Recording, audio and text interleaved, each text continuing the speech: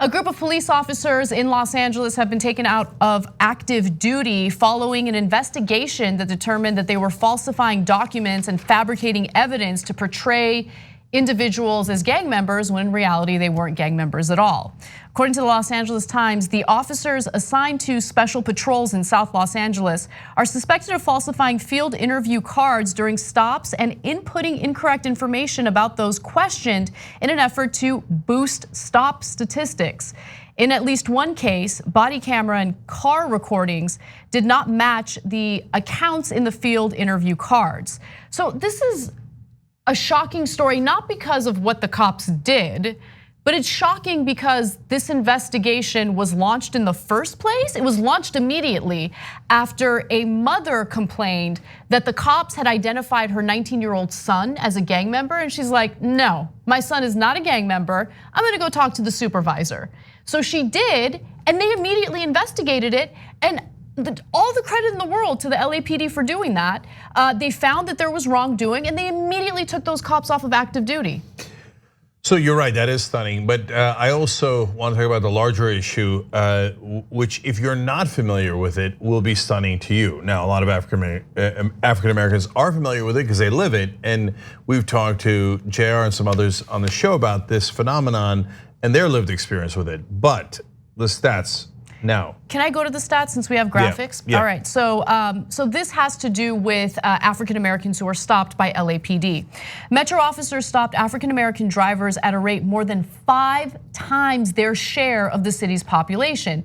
Nearly half the drivers stopped by Metro are black, which has helped drive up the share of African Americans stopped by the LAPD overall from 21% to 28% since the Metro expansion. And by the way, the Metro expansion was in response to an uptick in violent crime. And what do? They expand the police force, and the police force immediately targets African Americans. And did that actually yield more results in terms of like arrests? No. By the way, in the city, the city is 9% black, right? So they accounted for 21 to 28% of the stops, and the city is 9% black, just to give you an idea of how disproportionate it is. Metro's vehicle stops have not proven effective though, netting about 1 arrest for every 100 cars stopped, while coming at a tremendous cost to innocent drivers who felt they were being racially profiled, because they were being racially profiled. So a lot of those numbers are just flat out stunning. So if you stopped 100 random people, you'd think you'd find something criminal in more than 1 out of 100. I'm surprised that the number is that low. So meaning that African Americans are incredibly innocent. Now to normal people, I hope, to progressives, to people who are informed, that is obvious. But to a lot of Americans, it is not at all obvious. I mean, look at what the cops are doing here in LA. So again, now we're giving them credit for starting to clean this up. But they go, okay, we got a lot of crime. What are we gonna do? Don't worry about who's actually doing the crime. Let's just target African Americans. And so, but wait, do the statistics bear out there doing the crime? No, it doesn't matter. Let's just target them. Because now I gotta keep up my stats. So the first number is also stunning, that they're pulled over at 5 times the rate. Again, if you're African American, it's not at all stunning, right?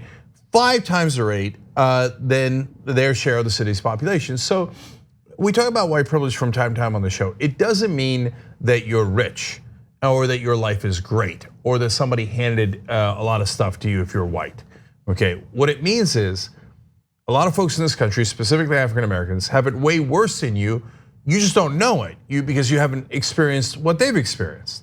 So all we're trying to do is get you to understand those numbers, understand that phenomenon. So you go, oh, as much as my life has a lot of issues, well, that guy over there is getting stopped by the cops nonstop. And I might get stopped every once in a while, but if I do, an African American guy gets stopped 5 times as much.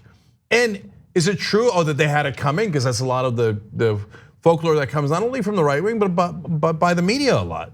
Every time there's an African American in that did commit a crime, local news goes nuts and puts their face 100%. All over the news, et cetera, and that's how we get this propaganda. The reality is, no, they're not actually doing the crimes. And the stats bear that out. So, man, that's, I don't know that white privilege is the right term for it. It's more of a discrimination against African Americans. But even when you mention that, a lot of folks, not just right wingers, but again, because of this conditioning, a lot of independents, et cetera, recoil. Oh, no, they're just complaining, they're just whining. Well, if they kept pulling you over when you didn't do anything wrong, you would also justifiably, quote unquote, complain. You guys, the statistics, it's right here. It's right here. Like, we're not making it up. The statistics are right here. It shows you how disproportionate it is when African Americans get pulled over relative to what their population is in the city. But more importantly, how low the actual arrest rate is, because they're actually not doing anything wrong in the vast majority of cases. And more importantly, this story is about the cops fabricating documents in order to incriminate innocent people. I mean, if you don't believe the evidence, I don't know what to tell you. And I have no interest in reasoning with people like that. Right, so but for the rest of us, it's important that you know it. It's important, by the way, that you also spread the message and tell your family, friends. And if you hear people talking about, oh, they're whining, they're complaining, go, no, wait a minute. That's not true.